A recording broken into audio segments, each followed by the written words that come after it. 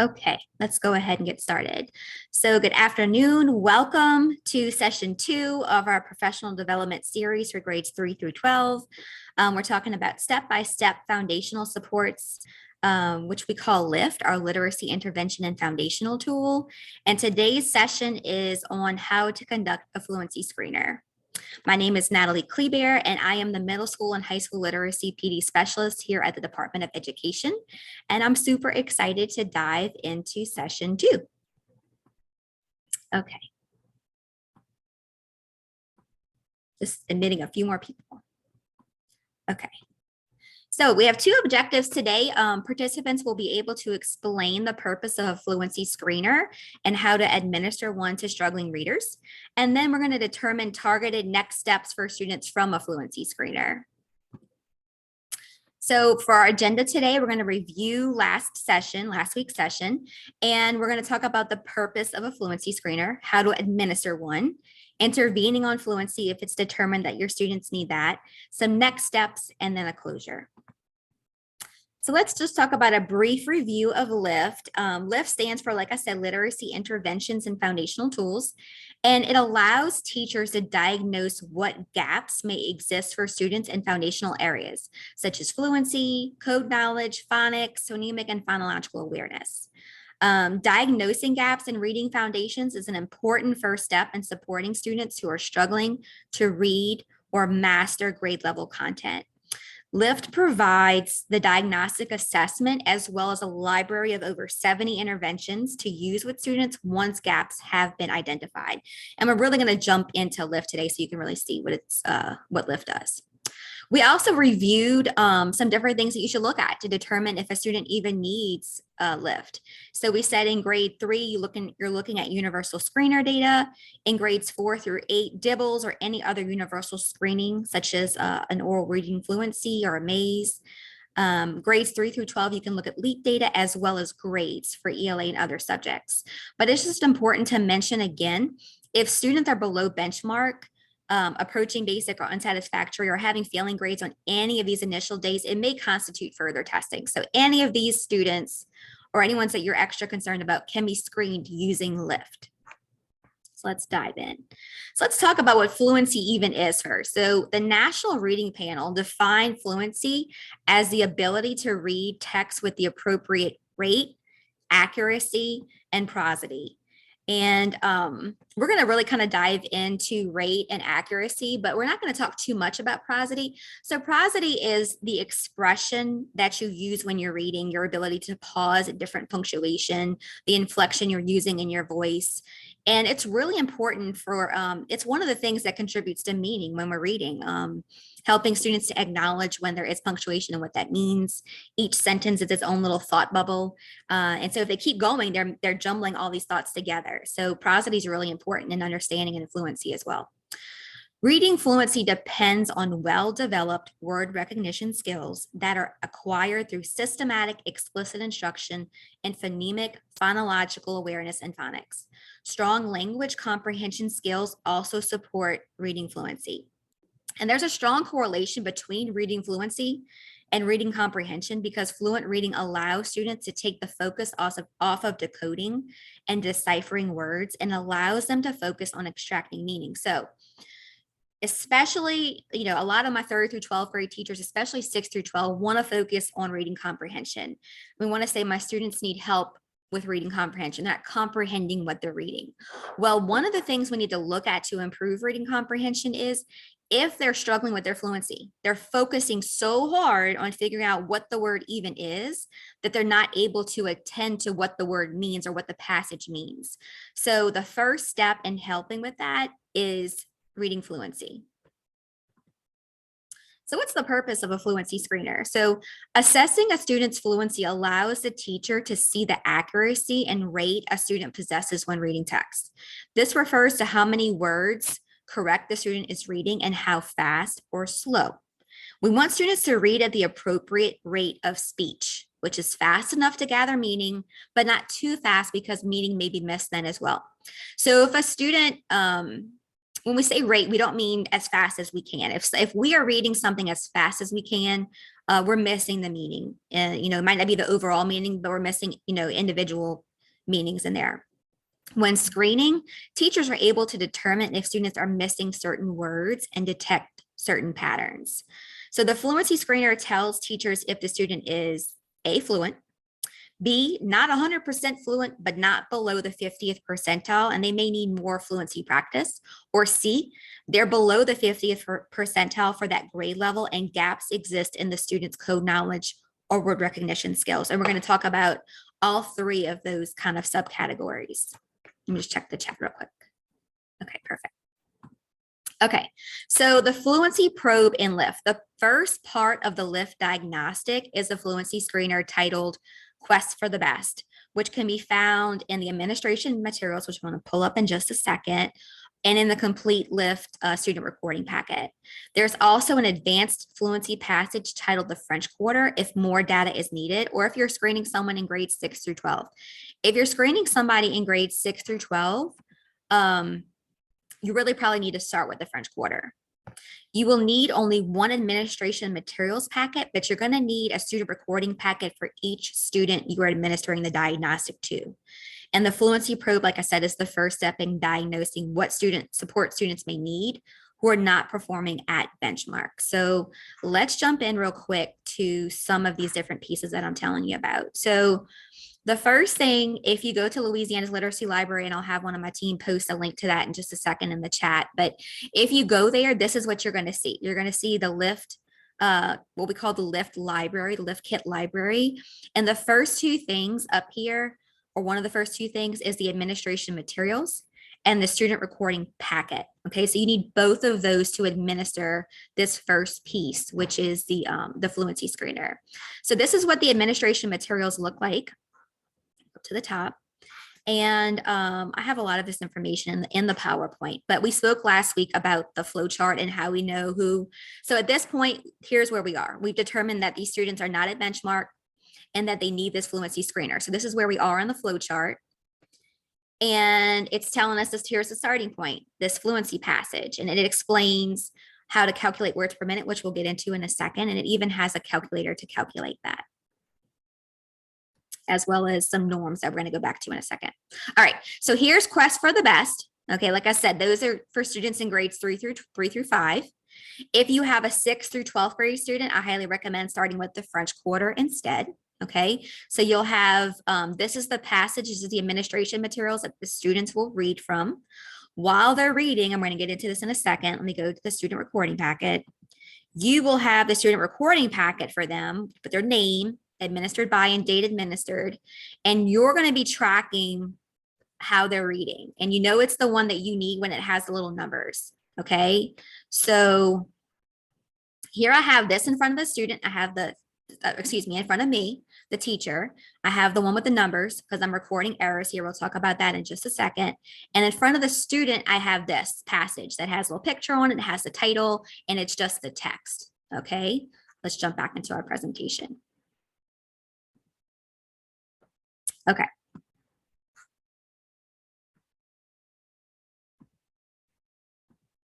So administering the fluency probe setup. So fluency screeners are most effective when administered one-on-one and in a setting where you can truly hear what the student is reading. And so I bring this up because fluency screeners are not something I think inherent to grades 6 through 12 teachers. So we need to understand what the best atmosphere environment is for that. So maybe talking to admin to talk about how we can set this up within a day. And here's what's needed for the administration of the screener. So you need a stopwatch or a timer. Your phone works fine if you have a timer on your phone. Either Quest for the Best if you have grades 3 through 5, or French Quarter for middle school or high school. Now, remember what I said, the administration materials thing is in front of the students. You have the student reporting packet in front of you where you're tracking to see mistakes. And there's a 3-minute limit per student. Okay, if it takes them longer than 3 minutes, just put a slash where it says, put stop at the end of where they stopped reading and discontinue the rest of it. Okay, and then you need a calculator to determine words correct per minute and accuracy, or you need to click the link in the administration materials that I showed you just a second ago. Page 4 of the administration materials has explicit instructions for what to say to the student when you are administering the probe. Okay, so once you've Once you and the student each have your copies in front of you and you've read the instructions, the students may begin. Okay. And all you're telling the student is, let's say Jim. Hi, Jim. Today we're going to read a passage about, and you're saying what the passage is briefly about, just it's about visiting New Orleans or the French Quarter. And I want you just to do your best reading. That's what you want to tell them. I think it's really important for grades 6 through 12 as well, especially as you get upper, for them to understand the purpose of this in order for you to have buy-in from the student and get a really accurate reading.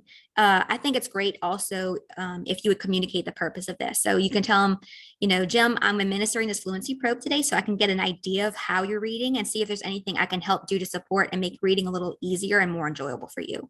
And that kind of really helps set the stage with them. When the student starts reading the first word, you start your timer. Okay, so as soon as they start that first word, you click start on your 3 minutes. You'll record errors, self-corrections, and words they miss. If they miss a word, if they do not stop or correct them, simply put do not stop them. Like, let them keep reading. Put a slash through the word, indicating they skipped or missed the word. And if they missed and said a different word, I put a slash and I put what the word they said was at the top. Because what you'll start to notice is as they start reading through this passage, you might just see patterns of words that they miss, that they substitute. And that might help you when you're doing fluency practice with them later to help address some of those issues. So we'll get more into exactly how to record this, but the biggest takeaway is just please don't stop them. Give them the full 3 minutes. And make sure you put when they omit or when they skip a word or if they say something else. If they missed or skipped a word and they come back to it, you can indicate that with an SC above the crossed out word, and this stands for self-correction. So if they're reading the passage and they miss the word quarter, and they keep reading 1 or 2 words and they come back and they say, oh, quarter, you can still have it crossed out, but you put a SC above that for self-correction and you won't count that as an error. If they miss an entire line of text, which happens sometimes, they're reading, and they miss their place, they go to the next line, you're going to cross through that whole line, and that will not be counted against them when you're calculating their words correct per minute. Once the 3 minutes is over, if the student has not finished reading the passage, like I said, you're going to put a bracket, say end, this is where they stopped, to indicate that's the stopping point. So how do we score it? They've read it. We put out a little slash marks. We put the corrected words. We put self-correction if we have them, if they omitted something. You want to start by looking for the last complete line they read. And I'm going to show you what I'm talking about in a second, and write the number down next to that line to indicate words read. If there's a partial line read after that, you're going to add the number of words read on that line to the total. And this gives you the total words read. Okay. And then you want to take the total words read and you want to subtract the errors they made to get words correct per minute. So let's go back into the probe real quick, just so you can see kind of what I'm talking about. Okay, so say my student was reading and they read all of this and they stopped here by Summers. Okay, I'm going to use this 320. I'm going to write this, or let's say instead they stop by Enjoy. I'm going to record 320 as words read, because that's how many words they've read so far. And I'm going to add 1, 2, 3, 4, 5, because they read up into Enjoy. So they read 325 words. That's how many words they read. What I'm going to do now is I'm going to go back and count how many slashes for words they got incorrect or they omitted. I'm going to subtract that from words read, and that gives me words correct per minute. Okay. And guys, I have time at the end for questions, but if you have questions as I'm going through this, please feel free to put them in the chat or unmute yourself and ask, because I'm happy to answer them. Okay, let's jump back in. Okay, so determine the accuracy. You're going to count the number of mistakes and you're going to subtract the number of errors from the words per minute. I just told you that. This will give you the words correct per minute. Okay, and then to get the accuracy rate, you're going to divide the number of words read by the total number, the words read correct, excuse me, by the total words. Okay, and this gives you the accuracy rate. And there's that calculator I told you on page 4. So page 4, the administration manual has that words correct per minute calculator, and you can just click there and it'll tell you, it'll ask you words read and words correct per minute. And then you put total words read, number of errors, time in seconds. So if they read 3 minutes, we're going to put 90 seconds, and it gives you your words correct per minute and your accuracy rate. So that's there for you if you need it to calculate right there. Okay. So they've read the passage. We've marked our errors. We have a total now for how many words correct per minute and the accuracy rate. Both of those things matter when you're looking at fluency. So the rate of accuracy is even more important than the number of words read. So if they read 320 words, that's great. But if they have a 50% accuracy rate, they're not gathering any meaning from that passage. So we have to address that. If a student is reading at 95 to 100%, if their accuracy rate is in that level, this is their independent reading level, and they can read text at this level on their own independently. It's okay to assign that as a take home for homework. It's okay to assign that in class as an independent read for classwork. They can read that and extract meaning from that themselves. If a student's accuracy rate in reading is 90 to 94%, this is their instructional level. And there should be some support in reading this passage, either through a whole class reading, like where the teacher's reading or you're taking turns reading it, partner reading, choral reading, and echo reading, okay? And choral reading is where, as a class, the teacher and the whole class reads word by word together as a class. Echo reading is where the teacher reads as much as you want, maybe a line or a sentence of text, and then the student repeats that line of text. And we have to do this at the instructional level if we want them to gather the appropriate meaning.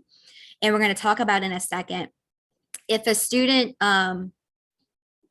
needs fluency practice, it's important to give them passages at this instructional level because you're trying to build their capacity and their fluency. If a student has 89% or below on their accuracy rate, this indicates their frustrational level, and it will be very difficult for students to extract meaning from a text at this level, even with teacher support and just reading it. The teacher would at this point have to stop and provide vocabulary support, maybe some syntax support, different types of things. So you really want to pay attention to the accuracy rate after you're done scoring.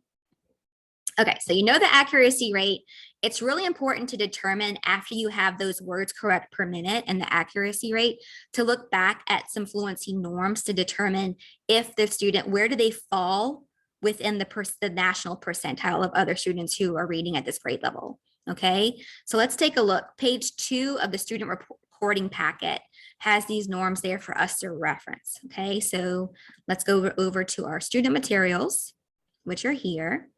And at the beginning of the packet, so right after the cover sheet, there's a fluency norms chart. And click on this little link, and it's going to tell us if a student is reading this many words correct per minute in this grade level, they're at this percentile. So let's look at 6. Let's look at grade 6. Let's say we're screening a 6th grade student. They read the French Quarter passage. We have all their numbers. Okay, these are words correct per minute. And there's a percentile, and there's a fall, winter, and spring number. And it's really important to pay attention to that. So right now, we should still be using the fall percentiles, okay, the fall numbers. So let's say that they read 120 words per minute. The 6th grader they read 120 correct words per minute. They're falling below the 50th percentile for 6th grade. Okay, so that means they're going to need some additional screening. We'll talk about that in a second. If the student is reading 132 to 184, those students are going to benefit from some additional fluency practice. If the student is reading above the 90th percentile, they may not need fluency practice like in a intervention setting, but all students will benefit from reading at their independent level on their own and being widely read. This is going to continue to build their fluency, build their prosody, build their vocabulary, and build their ability to read and comprehend. So that should be your biggest takeaway from today's fluency session, is that just being, exposing them to that so they can build their capacity with that. Okay. So if a student is reading below the 50th percentile, this indicates that they are a disfluent reader and they would benefit from further screening. So we're going to follow the chart and we're going to administer the 3-code knowledge inventory. So next week's session, next Wednesday, is when I'm going to really break down how to administer that part of this. If it is determined that the student is above the 50th percentile on the norms, but below the 90th percentile, they may benefit from more fluency practice. And in the next couple of slides, I'm going to show you what you could use for that. It is best to pick passages at their instructional level so that you can grow and push them in their skills behind word recognition. Every student can benefit from more reading practice, and even students who read above that 90th percentile, like I was saying a second ago, will benefit from reading books at their level to build vocabulary and fluency. Okay, so some important notes. You may have noticed that the norms stopped at 6th grade. There was no number for 7th, 8th, 9th, 10th, 11th, 12th. Fluency norms typically stop in 6th grade, and you might see some go up to 8th. This is because at the 90th percentile of 6th grade, students are expected to read at roughly 200 words per minute, and this is roughly the rate of speech, okay? Although people can read faster than the rate of speech, once students can read at the rate of speech, the focus shifts to text complexity and comprehension and vocabulary building. So we're saying, okay, they're fluent, they're reading fast enough to extract meaning. We don't need to work on fluency anymore. We really need to work on building, their understanding around text complexity, comprehension, and vocabulary building. For this reason, teachers can use the 6th grade norms past 6th grade, okay? And if you have any questions about that, I'm happy to answer those. So what are some next steps? For students above that 50th percentile, they would benefit from fluency practice. We're going to talk about that next. And for students below the 50th percentile, they need what we're going to talk about next week in that 3-part code knowledge inventory. So we've determined that they need some more fluency practice. How do we do this? What do we do? So most of the ELA curricula have fluency passages that can be used for further practice that also relate to the topic covered in that unit of study. And this is really important because this does a couple of things. It helps build fluency, but it also helps build background knowledge because you're reading other things about the same topic. So if you're using guidebooks Curriculum Hub has fluency passages available. They can be found by clicking on the grade level, the desired unit, which is O1 unit. And once you're in that Google Drive folder, you just click on fluency tasks. And I can show you what that looks like if you're not familiar. So this is what it looks like once you kind of download it to your Google Drive. You're going to click on the unit. You're going to click on O1 unit, and then you're going to click on fluency tasks.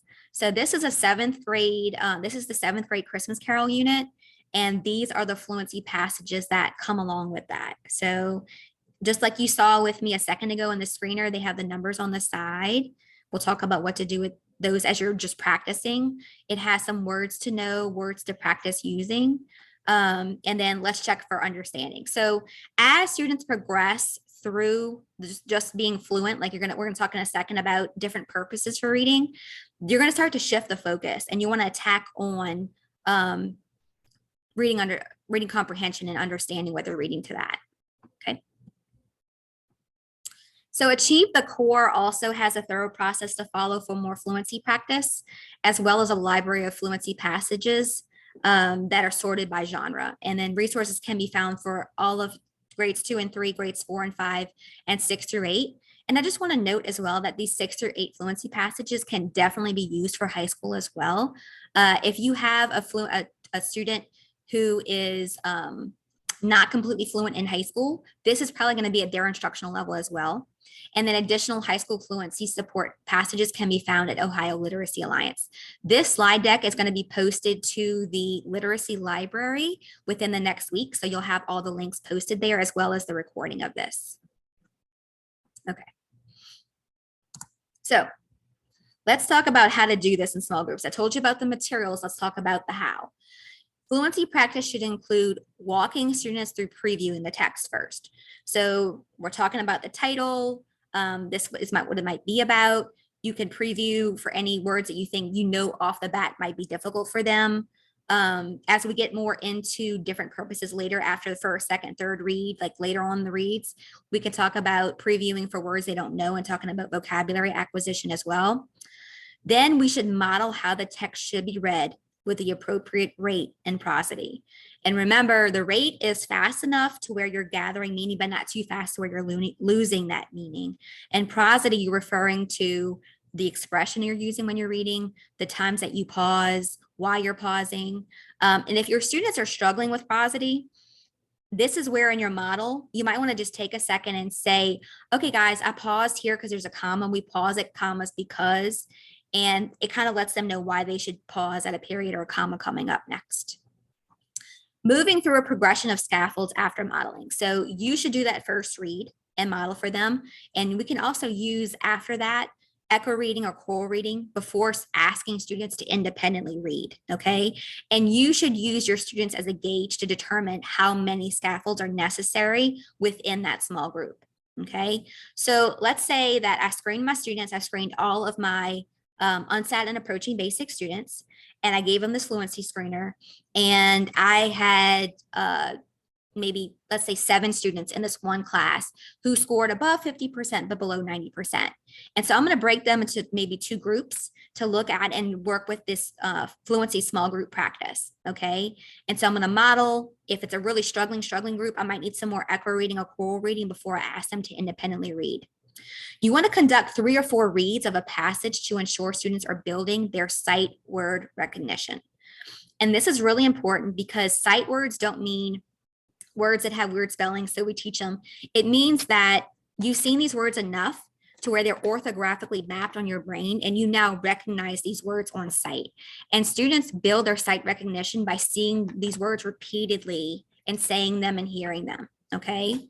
So each read aloud should have a different purpose, okay? This is really important in grades 6 through 12, especially as well, because it gets monotonous. If you're just having students read the same passage, read it again, read it Tuesday, read it Wednesday, read it Thursday, it's really important to kind of change the purpose. So these are just examples of what purposes could be when you're doing your fluency practice. You could start by the purpose just being to read at an appropriate pace or with the appropriate expression or both. Later on in your purposes, after different multiple reads, it could be answering questions. It could be identifying words they don't know. It could be reflecting on what students learned from the text, or it could even be why they're even reading that text, okay? So kind of giving a students a purpose as they're reading kind of changes and shifts that too. We don't want students just focusing on reading the words after several reads. We want them to always understand they're reading for the purpose of extracting meaning from that. It's really, really important. You never interrupt them when you're doing a screener. You're letting them read on their own. But when you're doing this as an intervention in a small group, it's really important to provide frequent corrective feedback to students as they are reading to help pronounce incorrect words. Even in a whole class setting, this was something that wasn't very familiar to me. I've taught social studies as well as ELA. And I didn't always want to call out students when they mispronounced something because I was happy that they were just reading in class, especially if they were a struggling reader. But that kind of does them a disservice because they reinforce that word incorrectly if they're reading it incorrectly. So of course, being very respectful when you're doing it and building this class culture of it's okay to kind of say, learning the correct way to say the word, but stopping them to help them understand what the correct way is. Moving to timed reading eventually so that students can increase their words per minute, but this should not be the purpose of each time they're doing a read. Asking check for understanding questions as they progress through the readings. And this one's really important as well, asking students to track their progress as they read that passage throughout the week. So maybe, on Tuesday, Jim, you read 75 words correct today. And by Friday, Jim, you're up to 120 words. That really helps them feel bought in and like that it's really doing something. And for you as a teacher, it helps you feel like you're doing something too because you see them growing in this. Some additional resources for assistance with fluency, you can consider the following resources. So in my middle school and high school literacy PD series on the Louisiana literacy page, session 4 is reading fluency. So I have another recording about that, and Achieve the Core really does have a lot too. So just in closure, the National Reading Panel again defines reading fluency as the ability to read text with the appropriate rate, accuracy, and prosody. Monitoring and developing a student's fluency sets them up for success in being able to read and comprehend grade level content. And the fluency screener is the first step in the LIFT kit and in diagnosing students' literacy needs.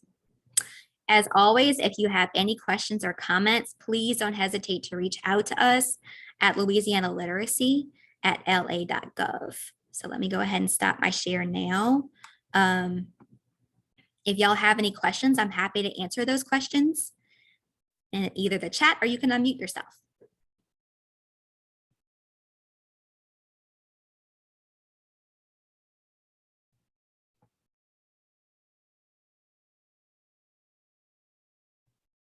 Go ahead, stop recording.